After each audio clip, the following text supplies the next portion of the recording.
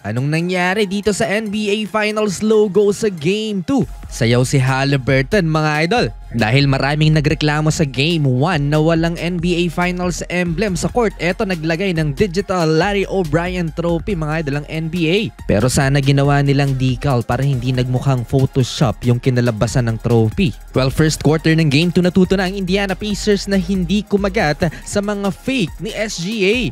Dito dalawang beses na sumubok na mag-foul bait si Shai Gilgeous-Alexander pero kumagat sa pangatlong beses si Benedict Mathurin. Dito naman hindi rin kumagat si Obi Toppin sa MVP. Dikit ang laban sa first quarter, nakalamang ang Indiana Pacers sa 3-pointer na to ni Tyrese. Bounce back naman kagad ang OKC Thunder with 9-0 run to end the first quarter to take back the lead 26-20.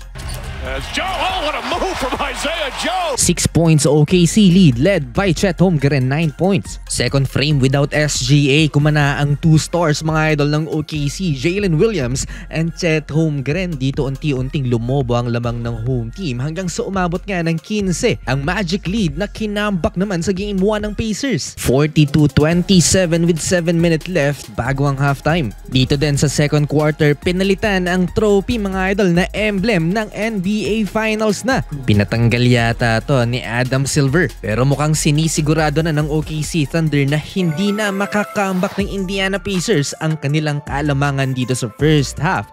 20 plus puntos na mga idol ang lamang na yan. Last 5 minutes mga idol before halftime, Pascal Siakam napabuhat and he leads the Indiana Pacers to 10-0 run from 23-point lead down to 13 last 3 minutes. Pagkatapos ng run ng Indy, great answer by the OKC Thunder 59-41 end of first half. Malaking habulin to, 15 points at the half si SGA. 3 points pa lamang si Tyrese Haliburton in 1 of 5 shooting, pinasayaw pa siya ni Aaron Wiggins. Third quarter, binalik yung digital trophy na logo. Back to 20 points ang lamang ng OKC Thunder pero hindi pa rin sila makapag-establish ng safe lead.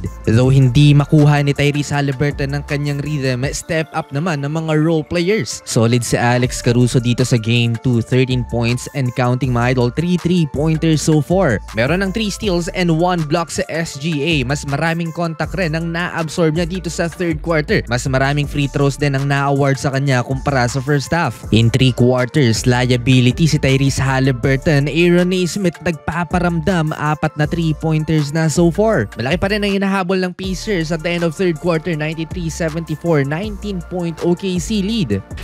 Haliburton to Turner. Turner with the slam! Nasty poster ni Miles Turner, sinagot ng 3-pointer ni Aaron Wiggins. Masyadong malaki pa rin ang lamang ng OKC for a comeback 98-78. Aggressive na si Tyrese Haliburton pero late na rin dahil fourth quarter na kung saan malaki ang lamang ng Thunder. Haliburton gets it back.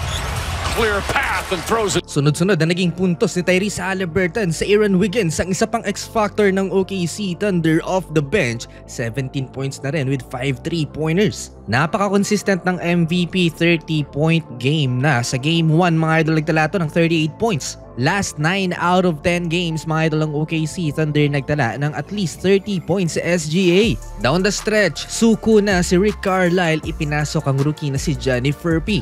Kinontrol na lang ng OKC Thunder ang laban. Kinontrol na lang ng OKC Thunder ang laban hanggang sa matapos ang Game 2. Panalo mga idol, ang Thunder tabla ng series 1-1.